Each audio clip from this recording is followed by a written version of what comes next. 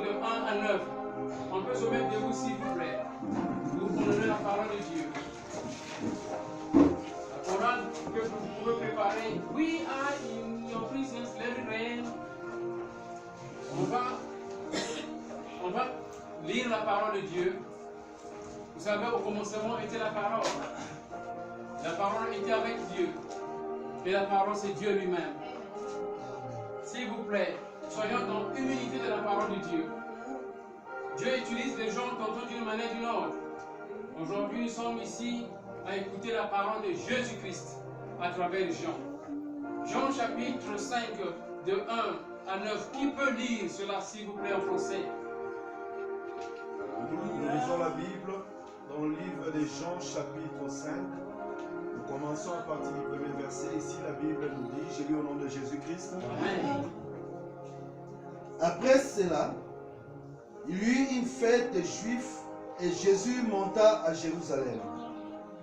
Or, à Jérusalem, près de la porte de Brebis, il y a une piscine qui s'appelle en hébreu Bethesda et qui a 5 portiques.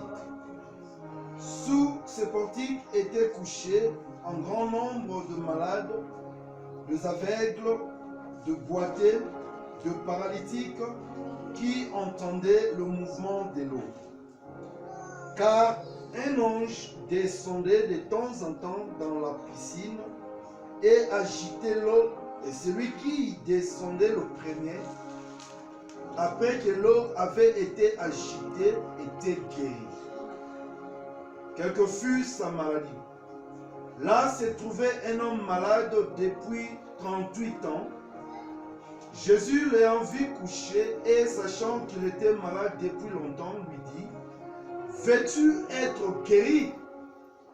Le malade lui répondit, « Seigneur, je n'ai personne pour me jeter dans la piscine quand l'eau est agitée.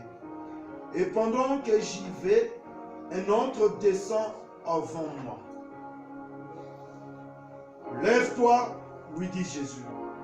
Prends ton lit et marche. » Aussitôt cet homme fut guéri, il prit son lit et marcha.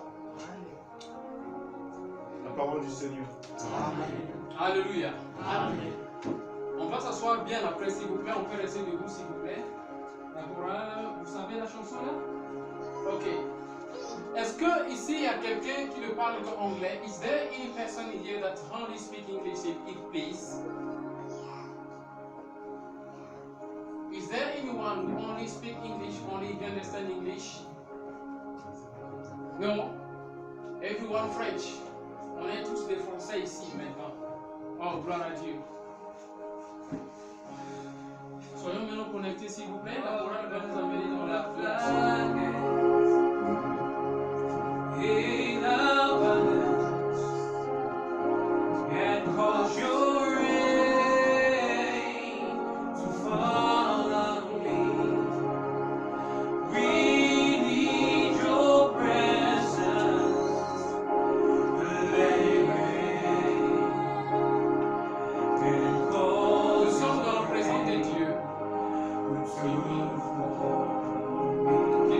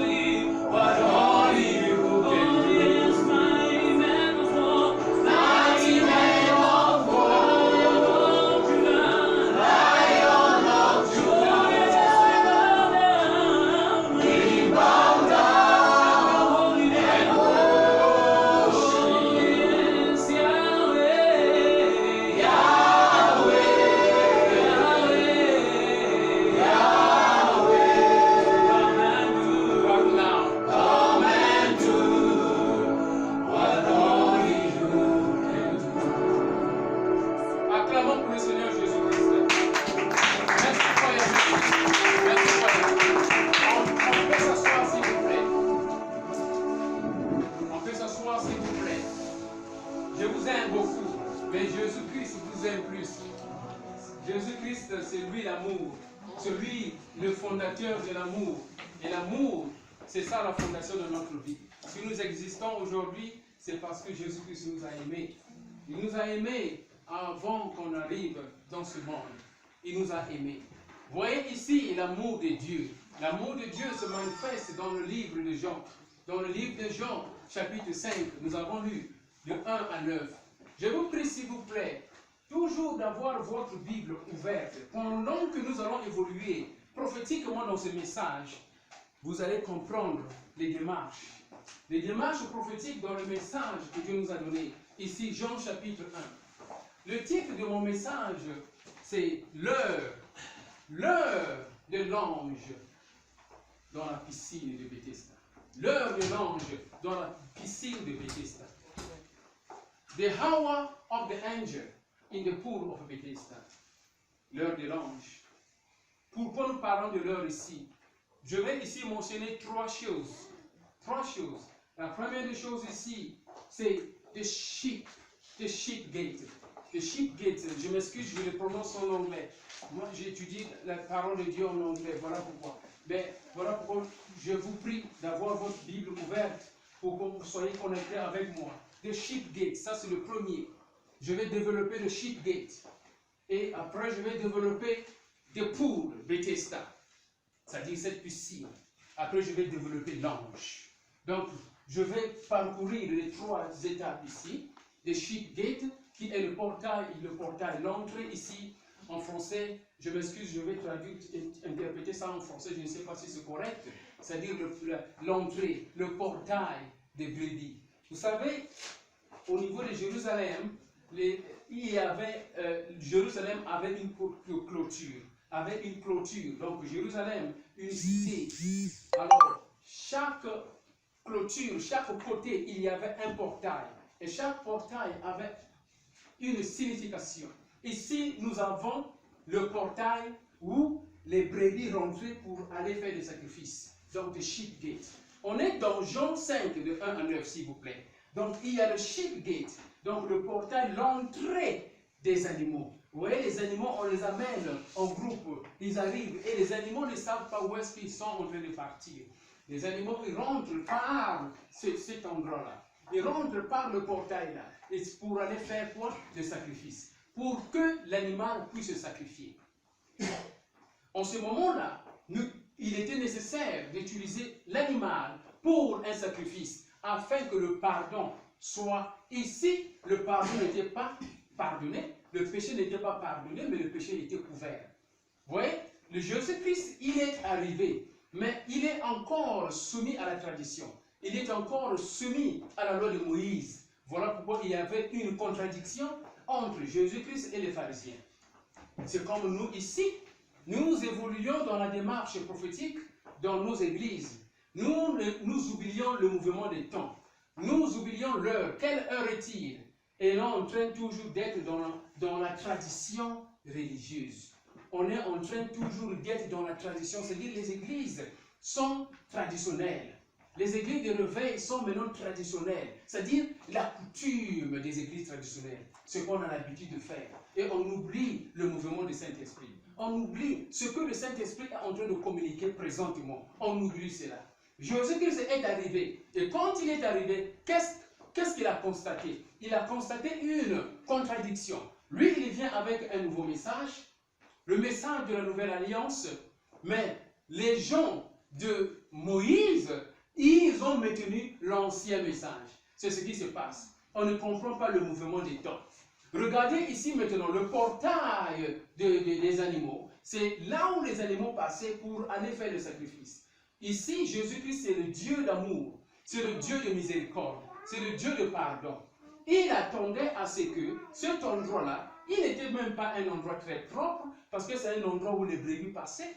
Les brebis passaient avec des cris, ma, ma, oh ma. C'est comme l'animal qu'on amène pour aller tuer. Et il savait qu'on m'amène quelque part, mais je ne comprends pas. Et ça passait par ce portail-là. Et lorsqu'on rentre à l'intérieur là-bas, c'est là où on va faire le sacrifice pour que Yonanga tous à la bien, pour que Yonanga tous à la pardonner. C'était comme ça. Ça, c'est ce qu'on appelle le sheep gate. Donc, c'était en dehors de la ville de Jérusalem. Le portail n'était pas, c'est-à-dire à l'intérieur. Le portail donnait l'accès à l'intérieur. Mais ici, deuxièmement, on est maintenant dans la piscine de Bethesda. On est maintenant ici, Bethesda maintenant. Bethesda ici est dehors, il n'est pas à l'intérieur. C'est dehors. Je ne sais pas si vous êtes en train de me suivre, parce qu'on va aller quelque part. Bethesda est dehors, il n'est pas à l'intérieur. Mais non, là où il y a Bethesda, c'est devant il y a le portail. Le portail là, c'est pas pour un pasteur, c'est pas pour un prêtre, mais c'est pour amener les brebis, pour aller faire là-bas le sacrifice. Mais c'est là où, vous voyez Jésus-Christ, là où il était né. Jésus-Christ, la Bible nous dit qu'il était né aux alentours des brebis. Il était né aux alentours des brebis. Jésus-Christ était, dans le Botamaki, il y avait des brebis tout autour. C'était un endroit sale. Voilà la piscine maintenant. La piscine se trouve dans un endroit sale. Un endroit là où les brebis passent. Un endroit là où les brebis, avec l'odeur et ma baie, ils ont les cas.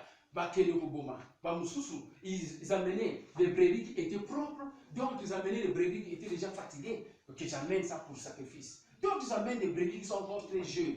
On ne sait jamais. Mais comprenez bien, Jésus-Christ était né au milieu des brebis. Et la piscine se trouve ici, devant le portail des brebis. Et c'est cette piscine qui est négligée, qui est sale. Et la piscine ici représente quoi, mes frères et sœurs? On est en train d'évoluer. La piscine ici, c'est l'eau. L'eau représente la parole. Mais cette parole n'avait aucune signification lorsque l'ange n'était pas là. Nous avons ici la parole. Nous parlons de Jésus-Christ. Nous parlons de Jésus-Christ, de gauche à droite. Moi, je me souviens, un homme de Dieu, dans une église, il était en train de parler de la puissance de Dieu, de la puissance de Dieu, de la puissance de Dieu. La puissance de Dieu qui vient pour guérir, qui vient pour délivrer. Et un fou arrive, il frappe à la porte. Comment on appelle ça? Des hachas. Des hachas, c'est comme le frère que je vois là-bas. Il dit au fou, non, sors. Pourquoi t'as voté? Pourquoi fou. Alors je voyais une contradiction, et jusqu'à présent je vois une contradiction. À l'intérieur là-bas, la parole est en train de sortir. Puissance, guérison, puissance. On parle trop de Jésus-Christ, mais on n'applique pas la puissance de Jésus-Christ en nous. C'est ça le problème. Le fou devant le portail, on le chasse. S'il vous plaît, évitons de chasser les malades, qu'ils soient fous. Sinon, on est en train de contredire notre parole. Moi, c'est comme ça que je comprends les choses. Même quand on se met debout ici, si je vois une personne rentrer avec des maladies, pendant que je prêche, je vais demander au Saint-Esprit qu'il y ait un arrêt de temps. Quelque chose doit se faire. Moi, c'est comme ça que je comprends la parole. Mais sinon, cette parole n'a pas de sens. Ici, la piscine de Bethesda, c'est une piscine maintenant où nous voyons de l'eau.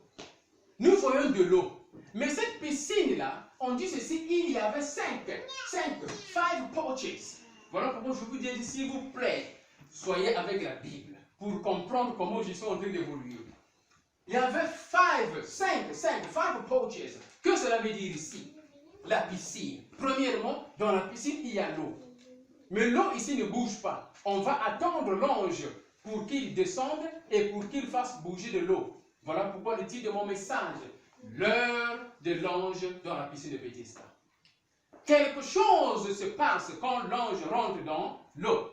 Et l'eau ici, c'est la parole. Lorsque nous prêchons la parole, sans l'Esprit de Dieu, sans Saint-Esprit, la parole devient une histoire. Ça ne va jamais rien faire dans notre vie. Cette parole ne va rien faire dans notre vie. Jamais, je vous dis la vérité. Même si on a fait des études bibliques, on est allé faire la théologie. Si le Saint-Esprit n'accompagne pas cette parole-là, c'est une parole morte. Voilà pourquoi apôtre Paul a dit, moi j'ai prêché la parole. J'ai prêché la parole avec la manifestation, la démonstration de la puissance. Donc une parole avec le Saint-Esprit devient la parole vivante. Mais une parole sans Saint-Esprit, c'est une parole morte. Et par cette parole morte, le diable peut profiter. Il profite. Il profite. Il est même mieux de ne même pas prier. Il n'est même pas mieux de dire non. Il y avait une femme. Il y avait un groupe. Il y avait un groupe de gens dans la Bible qui parlaient de Jésus-Christ, qui parlaient de Jésus-Christ, qui parlaient de Jésus-Christ. Mais un jour, le diable a demandé. Il a dit non. Moi, je connais l'apôtre Paul. Je connais les disciples de Jésus-Christ. Mais yo zanali. Ceux qui disent la parole comprennent ce que je veux dire. Donc ici, on parle de Jésus-Christ, mais Jésus-Christ n'est pas nous. On n'applique pas la parole de Dieu. Et quand c'est comme ça, la parole est morte. La piscine, l'eau est là. Et les gens sont là. Ils attendent que l'eau puisse bouger. Aujourd'hui, toi et moi, nous avons la parole en nous. Mais qu'est-ce que cette parole est en train de faire? Est-ce que cette parole est vivante? Où est-ce que nous avons mis le Saint-Esprit? S'il vous plaît, nous sommes en train d'évoluer. Où est-ce que nous sommes dans le pool, nous sommes dans la piscine? Où est-ce que nous avons mis le Saint-Esprit? Pourquoi nous sommes en train d'attrister le Saint-Esprit? Parce que lorsqu'on attriste le Saint-Esprit, la parole devient morte. Cette parole ne va rien faire. Je suis en train d'évoluer, s'il vous plaît. Parce que vous m'avez aidé, je suis en train de download. Je suis en train de download. Et je suis en train de download. Je suis en train de télécharger.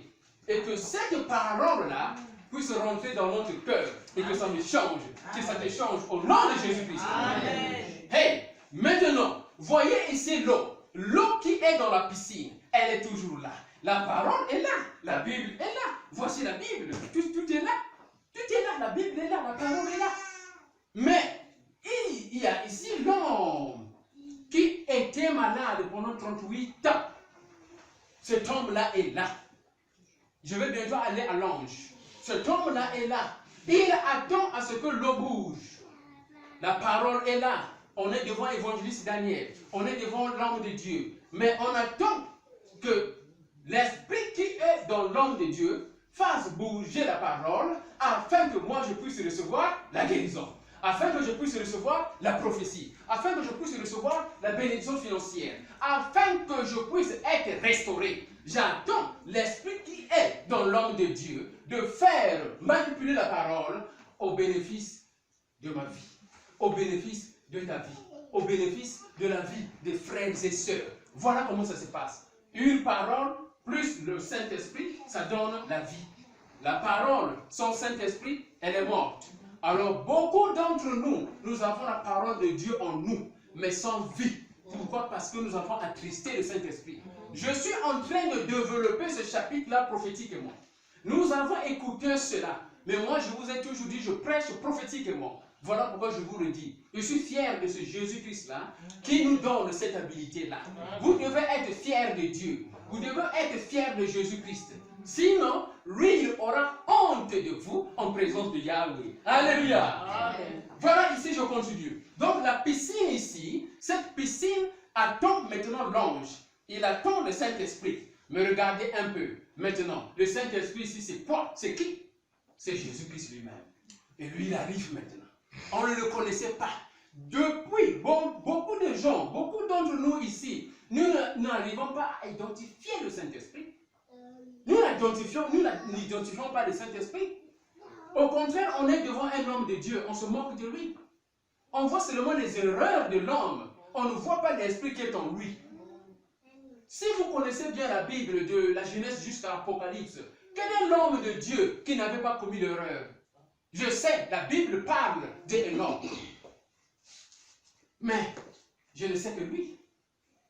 Mais qui est cet homme-là, en dehors de Jésus-Christ, qui n'avait pas commis d'erreur de la Genèse jusqu'à l'Apocalypse? Qui peut me le dire? J'attendrai ce frère-là, un jour qu'il puisse me voir dans les coulisses, qui me donne le nom de cet homme de Dieu qui n'avait pas commis d'erreur.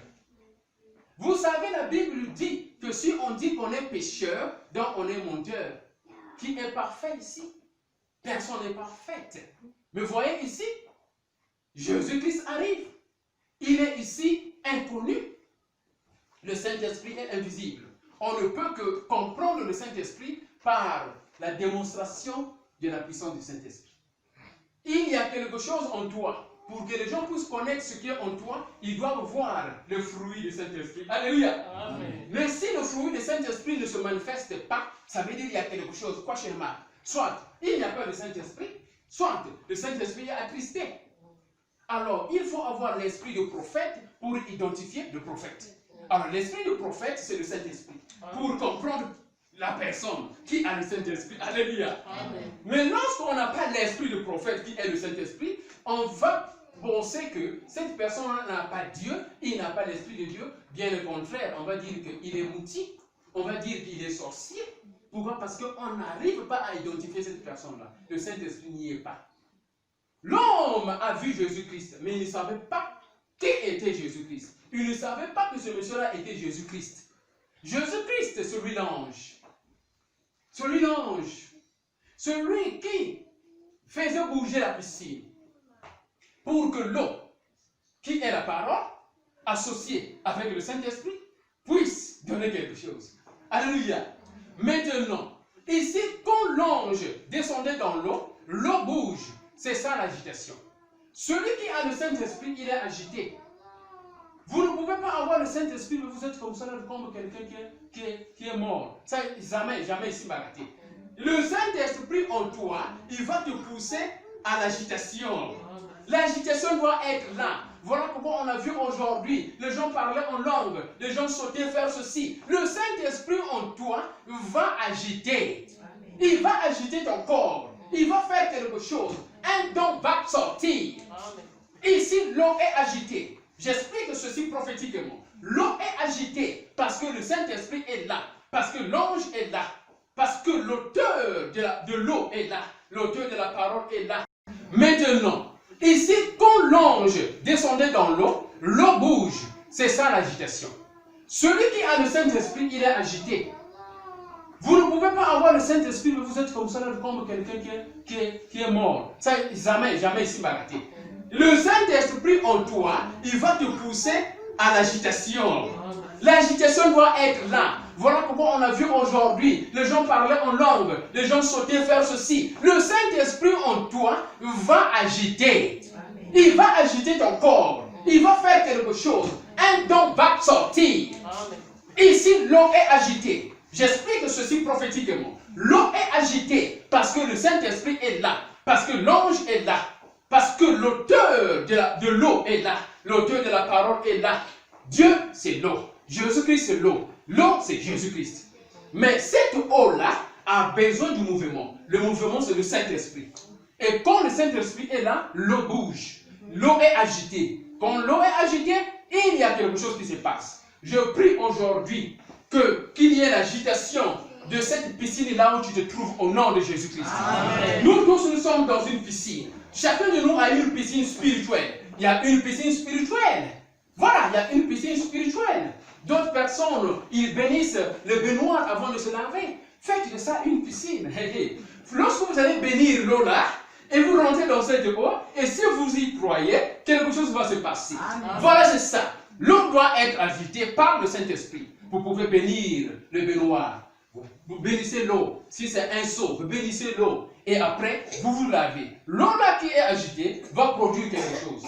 S'il y a une malédiction, certaines femmes, quand ils marchent, on voit que non, la femme là, c'est comme une malédiction. Je me souviens, une femme qui avait fait un mariage, et le jour d'ouvrir le voile, l'homme il regarde la femme, il dit que oh, il a moitié la vérité. L'homme a vu la femme que... Mais il y a un été. Oh, je suis en train de dire, oh, ils ont la vérité. Mais ils ont la vérité. Parce qu'à mon face, mon sous. Parce que la piscine n'était pas agitée. L'eau n'était pas agitée. Le diable a profité. Il a mis quelque chose. Voilà pourquoi lorsqu'on va faire n'importe quelle chose qu'on fait, on doit associer le Saint-Esprit afin que le Saint-Esprit puisse embellir cette chose-là. Alléluia. Voilà ici maintenant. Je continue prophétiquement, s'il vous plaît. Ça, c'est une parole prophétique. Voilà ici la piscine. La piscine est agitée parce que Jésus-Christ est là.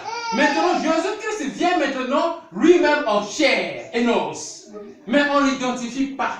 Je suis venu dans le monde, mais le monde ne m'a pas connu. Jean 1. On ne savait pas qui était Jésus-Christ. Aujourd'hui, on ne sait pas qui est Jésus-Christ. Ici, on ne sait pas qui a Dieu, qui a le Saint-Esprit, qui n'en a pas. Aujourd'hui, on ne sait pas qui est le vrai prophète, qui n'est pas le vrai prophète. Aujourd'hui, on ne sait pas qui est le vrai homme de Dieu, qui n'est pas. Pourquoi? Parce qu'on ne demande pas le Saint-Esprit pour qu'il puisse nous donner le discernement de l'Esprit. Voilà ici. Mais là, l'homme, il regarde Jésus-Christ. Même s'il ne savait pas qu'il était Jésus-Christ.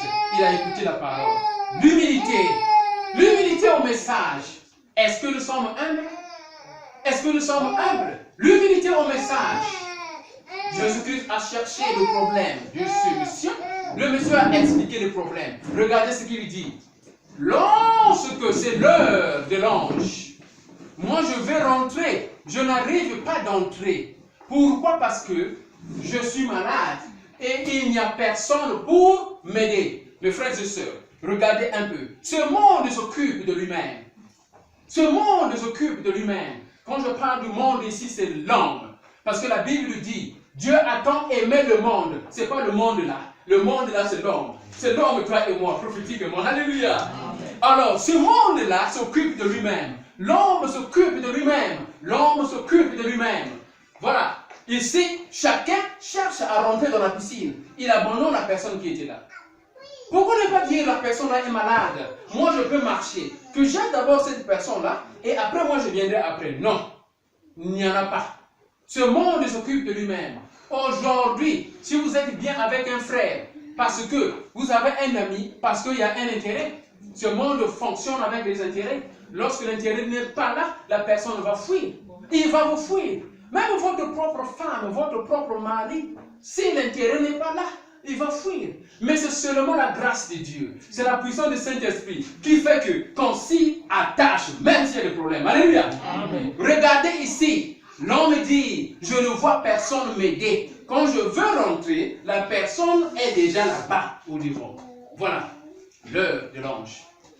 L'heure de l'ange. Nous devons identifier l'heure de l'ange dans notre vie. La Bible dit prier sans cesse. Mais dans la prière, il y a seulement un seul temps de la réponse de Dieu. Voilà. On peut prier 10 fois, 15 fois, 30 fois. Mais il y a un seul temps de la réponse de Dieu. Quand Dieu répond, c'est fini. Mais regardez, nous continuons à prier sur un problème alors que Dieu avait déjà répondu. Souvenez-vous de Daniel. Daniel avait prié, Dieu avait répondu, mais Daniel n'avait pas identifié la réponse de Dieu. Ah, ceux qui me suivent prophétiquement, ils comprennent là où ils sont en train de venir. Il faut avoir l'esprit de discernement pour identifier la réponse divine. Lorsqu'on n'a pas identifié la réponse divine, ça devient un peu le problème. Pourquoi? Parce que on peut commencer à murmurer alors que Dieu n'aime pas les murmures. Daniel commençait à murmurer. Pourquoi? Parce qu'il a prié à ce que Dieu puisse donner la réponse. Mais il n'y avait pas la réponse, alors la réponse il était là.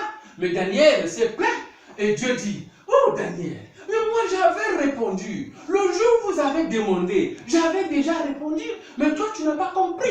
Dieu a vérifié. Il a compris que la réponse était bloquée quelque part. La réponse était bloquée quelque part. Pourquoi? Le diable avait bloqué la réponse. Et voilà, Dieu qu'est-ce qu'il a fait? Il a envoyé l'ange Michael Angel pour à ce que combattre Lucifer, le diable, Satan, afin de libérer la bénédiction que Dieu avait donnée. Que le Seigneur libère cette bénédiction au nom de Jésus-Christ. Amen. Vous avez longtemps pleuré, vous avez longtemps pleuré, vous avez longtemps prié, mais il y a eu une réponse quelque part que le diable a dévoré. Vous savez, même quand l'avion va en haut, il y a des voyous, il y a des bandits, des terroristes qui peuvent dérailler l'avion de la destination. Et c'est ce que le diable fait. La réponse est là, la réponse est bloquée, la réponse a changé de destination. Mais je prie maintenant, par cette prière, parole prophétique, la destination revient à la destinée au nom de Jésus-Christ. Amen. Tout ce que vous avez demandé, que le Seigneur Jésus-Christ vous avait déjà donné, et que le diable a déverrouillé, a verrouillé, aujourd'hui ça devient déverrouillé par la puissance du sang de Jésus-Christ, au nom de Jésus-Christ. Amen. Voyez maintenant ici, Jésus-Christ dit à ce monsieur, est-ce que tu veux être guéri? Jésus-Christ ce matin, il te demande, est-ce que tu veux être guéri? C'est une question qu'il pose maintenant. Maintenant, regarde ton cœur. Je suis en train d'évoluer. Je regarde ton cœur. Quel est ton problème? Quel est mon problème? Quel est ton problème, ma soeur? Quel est ton problème, mon frère? Jésus-Christ ici. Jésus-Christ qui était avec le paralytique, qui était malade pendant 38 ans. Il a posé la question à ce monsieur. Veux-tu marcher? Veux-tu être guéri? Aujourd'hui, ce même Jésus-Christ, qui est Yahweh Shammah, il est en train de te poser cette question. Je suis en train de parler et je vois les gens comme anges être assis et applaudir. Aujourd'hui, Jésus-Christ est en train de poser cette question-là. Veux-tu être guéri? Est-ce que tu veux recevoir la réponse? L'ange a une heure d'intervention. Dieu a une heure d'intervention. Lorsque nous avons prié, nous devons savoir que Dieu a déjà répondu. Amen. Lorsqu'on ne connaît pas, on continuera à prier. Voilà pourquoi Jésus-Christ a dit prier sans cesse. Parce qu'on ne connaît pas le jour où Dieu va répondre. Mais je vous dis ce matin, mes frères et sœurs, Dieu répond une seule fois. Mais le problème est qu'on ne connaît pas si Dieu avait répondu. Et nous devons être prophétiques pour savoir si Dieu a déjà répondu afin de faire autre chose. Il y a beaucoup de prières. On a fini cette prière. On doit entamer une autre prière. Mais pourquoi on reste sur une seule prière? Manque de foi. Manque de foi. Manque de foi. On reste sur une seule prière. Pendant une semaine, pendant 2 semaines, on continue à prier. Moi, j'avais des problèmes, moi, dans mon mariage. J'ai prié, j'ai pleuré. J'ai même pris des photos de mes larmes qui coulaient. Parce que c'était un souvenir. Mais quand je l'ai fait 1 mois, 2 mois. Après, Dieu m'a dit, arrête maintenant. Arrête. Le reste, moi, je veux faire. Et après, je me suis relaxé. Après, j'ai commencé à demander à Dieu. Mais moi, je ne peux pas vivre comme ça sans femme. Je ne veux pas. Parce qu'il y a des gens ici qui sont sans femme. Mais oui, ils sont sans femme. Mais ici aussi, ils sont en train d'aller de gauche à droite. Baiser les femmes détruites parce qu'ils sont seuls. Vous ne voyez pas que c'est pire. Je communiquais avec Dieu. Dieu devient votre ami. Comme Moïse était ami à Dieu.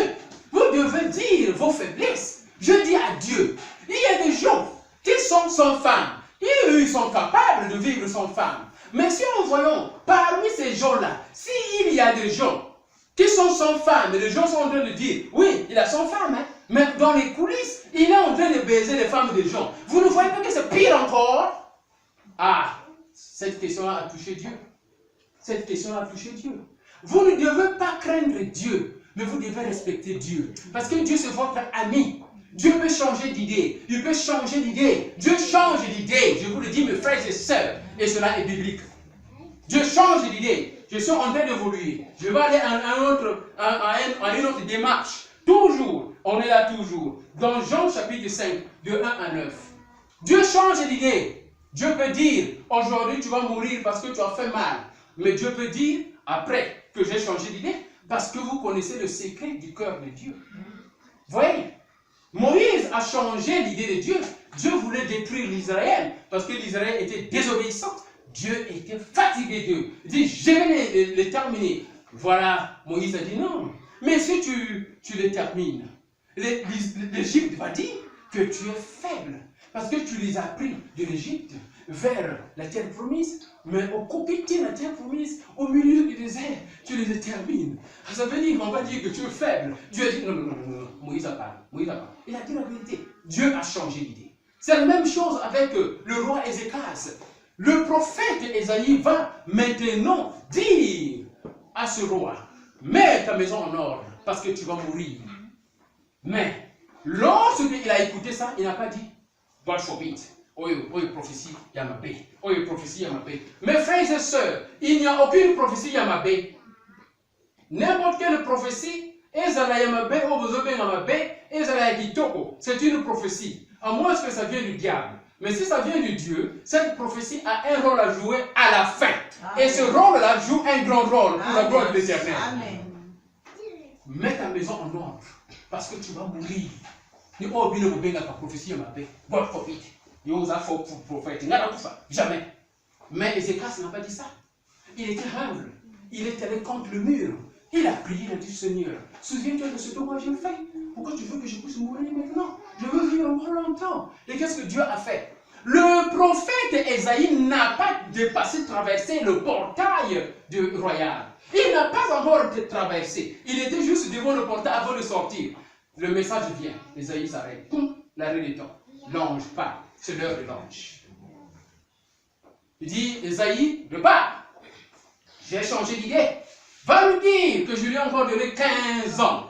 Que le Seigneur élargit la limite de notre vie sur terre au nom de Jésus-Christ. Amen. Dieu, il sait que nous allons vivre 15 ans, 20 ans, 50 ans, 30 ans, 80. Mais encore, si on manifeste l'amour de le servir encore pour sa gloire, il est capable d'ajouter encore la longévité au nom de Jésus-Christ. Amen. Voilà ce que Dieu a fait. Dieu a élargi encore la longévité de ce roi-là. 15 ans. 15 ans. Mais regardez l'ordre ici. L'ordre dans le royaume de Dieu. L'ordre dans le royaume de Dieu. Ésaïe a reçu la prophétie. Il est allé donner la prophétie. L'homme de Dieu, humble devant la parole de Dieu, il n'a pas maudit Ésaïe. Combien la prophétie, c'est ce qu'on appelle une mauvaise prophétie. Prophétie yama ben nadui. Prophétie ya kitoko, bino hoelengaga. Et ça prophétie oyo, toi tu es riche, toi tu seras riche. Yo za moto kitoko. Ok, c'est vrai. Dieu a dit ceci, que nous sommes déjà bénis. La bénédiction, Dieu nous a déjà donné ça. Mais il y a quelque chose qui peut bloquer notre bénédiction. Ou alors, lorsqu'on reçoit cette bénédiction-là, 2 jours, 3 jours après, on tombe. Quelques jours après, on prend la bénédiction-là, on reçoit ça parce que c'est la volonté de Dieu. Quelques semaines après, ça tombe. Pourquoi? Parce qu'il y a quelque chose. Maintenant, si un message prophétique vient, lorsqu'on comprend ça, ce message-là, lorsqu'on cherche la délivrance, maintenant, ça nous donne la grâce de maintenir la bénédiction qu'on a reçue, qui est dans la destinée du plan de Dieu. Alléluia. Amen. Mais le problème avec nous, on est très mécontent lorsque Dieu nous révèle des choses qui peuvent nous aider à fortifier notre vie à venir. Voilà le problème, c'est ça. Voilà le problème, c'est ça. Mais regardez ici, Jésus-Christ a guéri le paralytique. Le paralytique, il est maintenant bien. Il a pris maintenant son lit et il marche. Dieu veut que tu puisses faire un geste. Il veut que toi tu puisses marcher. Il veut que tu commences. Il n'a pas dit, il n'a pas soulevé. Il a dit, lève-toi, prends ton lit et marche. Aujourd'hui, je prie que tu te lèves maintenant. Là où tu es assis, je prie à ce que tu te lèves. Je te commande et je commande à ton esprit de te lever. Et cela se fasse au nom de Jésus-Christ de Nazareth. Vous voyez, aujourd'hui, lorsqu'on est assis, le diable continuera à nous faire asseoir. Nous devons commencer à se lever. Jésus-Christ il dit, lève-toi, prends ton lit et marche. Voilà, c'est ça encore. Voilà, c'est prophétique. Et l'homme a marché. Mais regardez le monde. Le monde n'a pas compris le mouvement. Le monde n'a pas voulu que ce monsieur-là soit guéri. Pourquoi? Parce que c'était le jour du sabbat. Alors Jésus-Christ a dit que je suis le roi du sabbat. Je suis le Seigneur du sabbat. Jésus-Christ est venu présenter lui-même le vrai sens du sabbat, qui veut dire le repos. Le repos ici, c'est quoi? C'est la vie du fruit du Saint-Esprit. Le résultat du Saint-Esprit. Les résultats du fruit du Saint-Esprit. La guérison, la vie éternelle, le salut et tout consort. C'est lui le Seigneur du repos. Voilà pourquoi le jour du sabbat, Jésus-Christ venait et il continuait toujours à faire l'œuvre de Dieu. Pourquoi? Parce qu'il est le Seigneur du sabbat. Le monde n'est pas d'accord de votre bénédiction. Le monde, ici c'est l'homme. L'homme qui n'a pas compris la parole de Dieu. L'homme qui n'obéit pas à la parole de Dieu. L'homme qui travaille comme un agent de l'ennemi. Un agent de l'ennemi. Cet homme-là ne peut jamais être d'accord de votre prospérité. Il ne peut jamais être d'accord de votre réussite. Il ne peut jamais être d'accord du mouvement de l'eau agitée en vous. Lorsque vous commencez à faire la manifestation du Saint-Esprit, on commence à poser des questions. C'est comme Jésus-Christ. On l'a accusé de sorcier. Pourquoi? Parce qu'il y avait quelque chose en lui que les gens ne comprenaient pas. Oh, moi j'aime Nicodème. Nicodème dans la Bible. Voilà, Nicodème dans la Bible. Qui est venu ce jour-là? Il est venu ce jour-là, dans la nuit, pour quand même causer avec Jésus-Christ. Moi, je vois que tu es en train de faire des miracles. Même si les gens ne te croient pas. Mais moi, je suis venu en catimini. Parce que je sais qu'il y a quelque chose en toi. Oh, je prie que parmi nous, si on n'a pas le courage de manifester l'humilité devant un homme de Dieu, manifester cela même en catimini, comme Nicodème. Que cela se fasse au nom de Jésus-Christ. Amen. Voilà ici, je continue. Jésus-Christ a agité l'eau en toi. Il a agité l'eau en toi. Pour quelle raison? L'eau qu'il a agité en toi, c'est pour nous manifester le fruit du Saint-Esprit. Le fruit du Saint-Esprit. Jésus-Christ est allé dans le désert. Il a été tenté sous l'ombre du Saint-Esprit. Et quand il est sorti, il avait l'eau agitée en lui. La Bible dit dans Luc chapitre 4, dans Luc chapitre 4, la Bible dit que Jésus-Christ était maintenant à oint. L'onction en lui était en plénitude après le jeûne de prière. Et lorsqu'il est descendu, il a pris la Bible. Il était assis comme le roi sur le trône. Là-bas, il est assis, le roi sur le trône n'est pas debout. Voilà pourquoi jusqu'à présent, l'Israël, quand ils prêchent, ils sont assis. Parce qu'ils sont en train de voir Dieu assis sur le trône, en train de donner le commandement. Jésus-Christ était assis dans l'église, dans le synagogue. Il était en train de prêcher. Il a lu Luc chapitre 4. Luc chapitre 4, de 18 à 19. C'est là où je suis maintenant. L'eau est agitée en toi, mon frère. C'est pour quelle raison? L'eau est agitée en toi, ma soeur. C'est pour quelle raison? Lorsque l'eau est agitée en toi, parce que le Saint-Esprit plus l'eau donne l'eau vivante. Maintenant, l'eau vivante est en toi. Qu'est-ce que tu es en train de faire avec cette eau? Tu fais quoi avec cette eau, ma soeur? Tu fais quoi avec cette eau, mon frère? Jésus-Christ est sorti du désert. L'eau était agitée. Il a dit, l'Esprit du Seigneur est en moi. Parce que Dieu m'a oint. Luc chapitre 4. Je suis dans Luc chapitre 4, s'il vous plaît, de 18 à 19. On est en train de vous lire avant que je ne termine maintenant. L'Esprit du Seigneur est en moi. Parce que Dieu m'a oint. Regardez maintenant. Le Saint-Esprit donne l'onction. L'onction, c'est ça qui crée l'agitation. Vous voyez? Le Saint-Esprit donne l'onction. L'onction, c'est ça qui crée l'agitation. L'onction, c'est la puissance. Voilà. Il dit, le Saint-Esprit est en moi, parce que Dieu m'a oint. L'Esprit du Seigneur est en moi, parce que Dieu m'a oint. Luc chapitre 4, de 18 à 19. Qu'est-ce qu'il dit? Il proclame et il explique la raison pour laquelle le Saint-Esprit est en lui. Quelle est la raison? Quelle est la raison pour laquelle le Saint-Esprit est en toi, mon frère? Quelle est la raison pour laquelle le Saint-Esprit est en toi, mon frère? Qu'est-ce que tu es en train de faire avec le Saint-Esprit dans Yahweh Shammah Ministry? Tu es en train de faire quoi dans Yahweh Shammah Ministry? Est-ce que tu es un simple membre? Ou tu es évangéliste? Ou tu es actif? Tu fais quoi? Si tu as le Saint-Esprit en toi, il y a quelque chose que tu vas faire pour la gloire de l'Éternel. Ça, je le crois et c'est comme ça que ça se passe. Il dit, l'Esprit du Seigneur est en moi. Parce que Dieu m'a oint. L'onction, c'est ça qui détermine qu'il y a l'Esprit de Dieu en toi. Voilà. Il dit, maintenant, pourquoi? Pourquoi? Oh là là, ceux qui sont connectés, ils sont déjà en train de lire cela. Luc chapitre 4. Il dit, pour proclamer l'évangile. Ça, c'est la première mission. Cette mission que je suis en train de faire sortir ici, ce n'est pas seulement pour les pasteurs. Si vous avez le Saint-Esprit, ça veut dire c'est pour vous aussi. C'est pour tout le monde. Et l'homme de Dieu, il doit avoir ces missions-là. Il y a 4 missions principales d'un homme de Dieu. C'est ça ce que je suis en train de développer maintenant. Luc chapitre 4, du 18 à 19. 4 missions principales d'un homme de Dieu. 4 missions principales d'un homme de Dieu. Proclamer l'évangile. Chaque homme de Dieu est évangéliste. L'évangéliste, c'est une recommandation pour tout le monde. C'est pour tout le monde. On peut lire Matthieu 28, on peut lire Marc chapitre 15, on peut comprendre que l'évangélisme, c'est une recommandation de tout le monde. Il dit pour proclamer l'évangile. Ça, c'est la première mission. Il y a 4 missions principales lorsque vous avez les dons de Dieu en vous. Qu'est-ce que vous êtes en train de faire avec ces dons-là? Qu'est-ce que vous êtes en train de faire avec ces dons-là?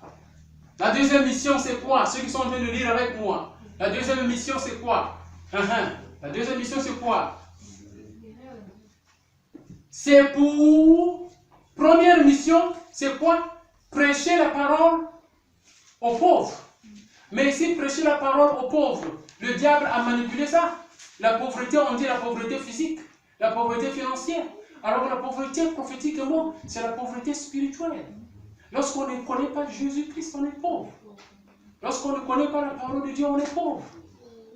Ma soeur, mon frère, quel est le niveau de votre pauvreté? Parce que chacun de nous est pauvre. Moi, je suis pauvre. Voilà pourquoi chaque jour, nous devons continuer à prier. Nous devons continuer à être plus proches du trône de Dieu. Il y a des gens ici, le trône de Dieu, votre dimension entre le trône de Dieu et vous peut être peut-être Afrique du Sud et le Mumachi.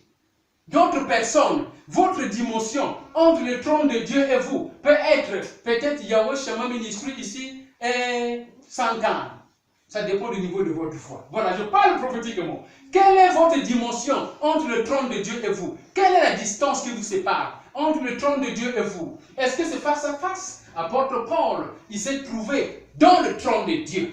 Dans le trône de Dieu, il était là face à face. Je prie que tout le monde, que nous tous, que nous soyons dans le trône de Dieu face à face au nom de Jésus-Christ. Amen. Voilà, c'est ça encore. C'est ça la dimension.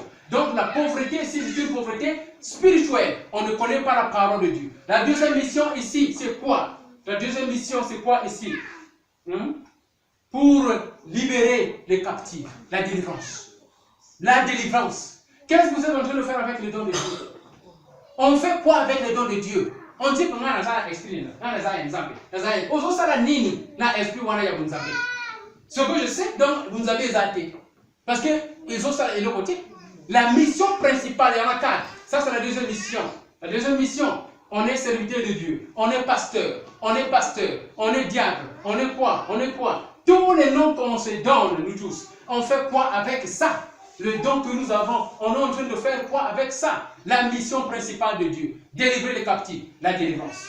Il y a des églises ici qui ne croient pas à la délivrance. Voilà. Ils ont torturé la Bible. Ils acceptent Jésus-Christ. Ils refusent la puissance de Jésus-Christ. Apôtre Paul l'a dit. Ils acceptent Jésus-Christ, mais refusent ce que Jésus-Christ a mis en nous. C'est ça le problème. La délivrance est importante. Si on ne sait pas comment faire l'autre délivrance, il est nécessaire de voir l'homme de Dieu et de dire « Délivre-moi, moi je n'arrive pas ». C'est comme ça que ça se passe. La troisième mission ici, c'est quoi? La vue. La vue. On est aveugle. Jésus-Christ, il est venu pour nous donner la vue. Ce n'est pas l'œil physique. Aussi, on parle de l'œil spirituel. C'est ça la mission. La troisième mission d'un homme de Dieu. Il faut comprendre, cela doit se passer comme ça. Si ces missions-là, il n'y en a pas, on doit commencer à prier, que ça commence à être. Dieu n'est pas d'accord. Dieu m'a dit, évangéliste, je viens auprès de toi et je mets quelque chose en toi pour prêcher le message de réveil. Le réveil, j'ai dit, mais non. Mais il y a l'église de réveil dit non. L'église de réveil est déjà morte. Ah, voilà. Je vous donne ma mission déjà, pour que vous ne soyez pas surpris 10 ans, 15 ans après. Si Dieu, Jésus-Christ ne vient pas. Voilà, je vous le dis déjà. Il dit que mais il y a les réveils. Lui dit non, le réveil, il n'y en a plus. Les réveils, il n'y en a plus. Je te donne une mission de réveiller l'église de réveil. Voilà, c'est ça. Les 4 missions. La troisième mission ici, c'est quoi? C'est la vue. L'homme de Dieu doit donner la vue. On est aveugle. On est aveugle. Un aveugle, s'il marche avec un aveugle, il tombe dans le puits. Mais l'homme de Dieu, il va donner la vue. La troisième mission ici, c'est quoi ici? C'est pour proclamer le salut. Lorsqu'on a connu la parole de Dieu, lorsqu'on a été délivré, parce que la délivrance nous donne la liberté de servir Dieu. Il y a le péché, la malédiction, les sorciers, les envoûtements, tout ça, ça nous retire de la concentration de Dieu. Mais la délivrance nous donne la liberté de servir la parole de Dieu, d'obéir à la parole de Dieu. Tu veux vraiment suivre Dieu, tu veux obéir à la parole, on a prêché ça, on dit ne pêche pas, ne commets pas l'adultère. Mais s'il y a un esprit, par exemple, de femme de nuit, l'esprit de mari de nuit, qui amène, par exemple, l'esprit, le désir sexuel là, je préfère utiliser les mots propres pour bien comprendre ça. Pour comment on a voyé 2 jours après. Moi, je me souviens, un homme de Dieu, j'étais là avec ma femme. Cet homme de Dieu, il chantait. Il chantait. Et il dit, c'était difficile de sortir de l'Okobo. C'était difficile, mais Dieu, tu m'as libéré. Quand j'ai écouté cette chanson-là pour la première fois, je l'ai dit à elle, j'ai dit, je vois en ce monsieur-là la difficulté, elle est là. Je vois en ce monsieur-là la difficulté de sortir de l'esprit de l'Okobo. Il a prononcé ça, mais il n'est pas encore délivré. Elle est là. Mais qu'est-ce qui s'est passé maintenant? Quelque temps après, on voit dans les vidéos en train de faire des moralités sexuelles. Voilà pourquoi on peut être un homme de Dieu, mais on a besoin de la délivrance. L'Esprit de Dieu est avec nous, mais on a besoin de la délivrance. Abraham était avec Dieu. L'Esprit de Dieu était dans Abraham, mais il y avait la stérilité. Isaac était avec Dieu. L'Esprit de Dieu était dans Isaac. Mais il y avait la stérilité. Je vais vous donner beaucoup d'exemples, mes frères et sœurs. David a été prononcé comme l'homme selon le désir du cœur de Dieu. Mais regardez ce qu'il avait fait. Il avait commis l'adultère. Et cet adultère, ça a continué jusqu'à Salomon, qui a eu 1000 femmes. Quel exemple que je vais vous donner si je continue à prêcher? J'ai download déjà. Et il y en a beaucoup. Mais l'heure est en train de me dire, l'heure est arrivée, mes frères et sœurs. Nous avons besoin des 4 missions à accomplir pour qu'on arrive à satisfaire le trône de Dieu. Et la 4e mission ici, c'est le salut. C'est le salut. Pourquoi? Parce que lorsqu'on a écouté la parole de Dieu, la première mission, et la 2e mission, lorsqu'on a été délivré, la 3e mission, après la délivrance, on commence à voir. Maintenant, on commence à voir clair. Lorsqu'on regarde l'évangéliste, on dit non, cette mission-là, c'est notre personne. Il y a quelque chose en lui que j'ai vu. Pourquoi? Parce que l'œil spirituel est déjà ouvert. Alléluia! Et la 4e mission ici, c'est quoi? C'est le salut. Parce que vous avez déjà satisfait Dieu. Il y a la paix en vous. Il y a l'amour en vous. Les fruits du Saint-Esprit. Selon Galates chapitre 5, à partir du verset 22, ça commence à se manifester dans votre vie. Galates chapitre 5, à partir du verset 22, ça commence à se manifester dans votre vie. Le fruit de l'Esprit, l'amour, la tolérance, le pardon, la piété. Tout ça, ça commence à se manifester dans votre vie. En ce moment-là, le salut devient garanti. Le salut devient garanti. On peut se lever s'il vous plaît. On peut se lever s'il vous plaît. Avec tout le respect que je vous dois. Et la chorale s'il vous plaît. On peut acclamer pour le Seigneur. Il y en a trop, il y en a trop, il y en a trop, il y en a trop, il y en a trop. Mais je demande au Saint-Esprit d'arrêter. Parce que la Bible dit ceci, l'esprit de prophète obéit au prophète. Oh, alléluia! Hey! C'est bien de connaître la parole de Dieu. Hein?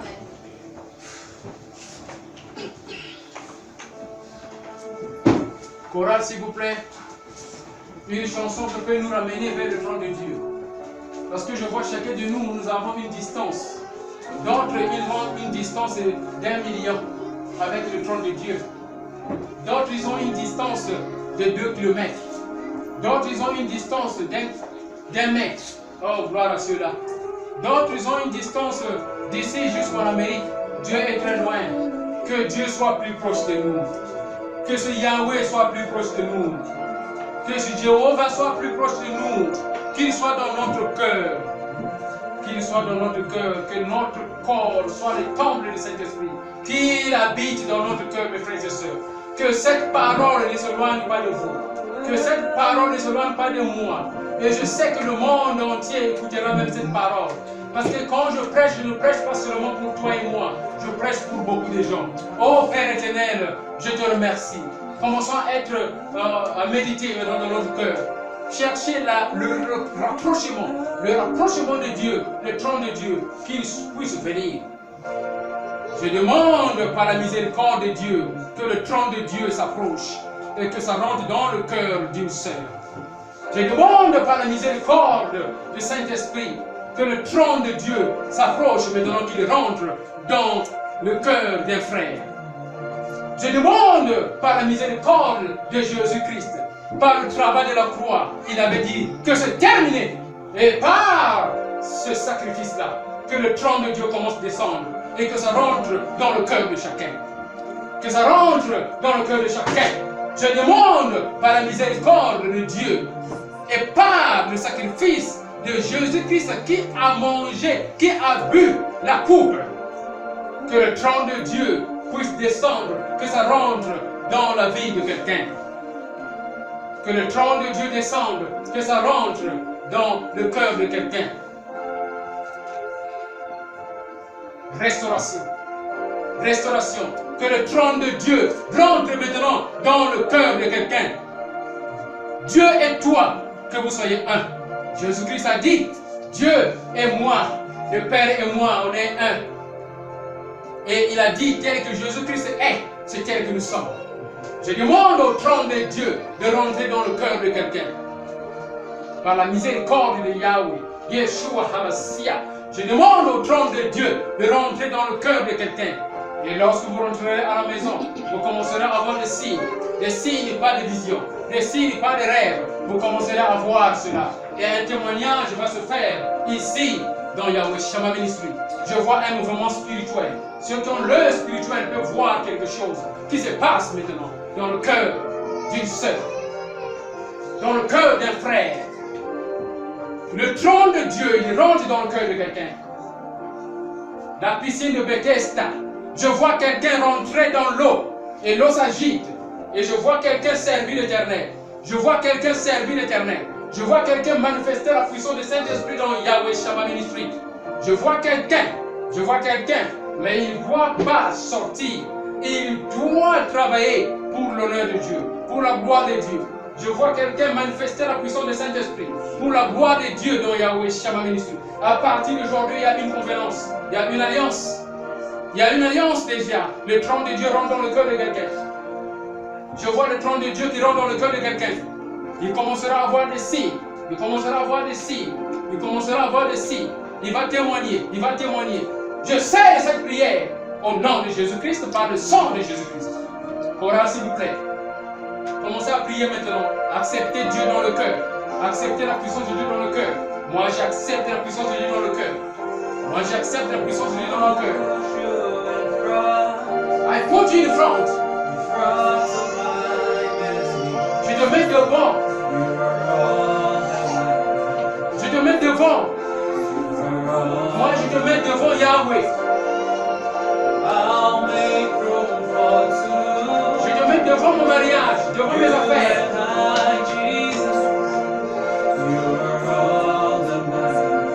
C'est Jésus-Christ qui compte, ma soeur. Même s'il y a une situation, ne regardez pas la situation. Regardez Jésus-Christ. Regardez Jésus-Christ qui est la réponse. Regardez Jésus-Christ. Regardez Jésus.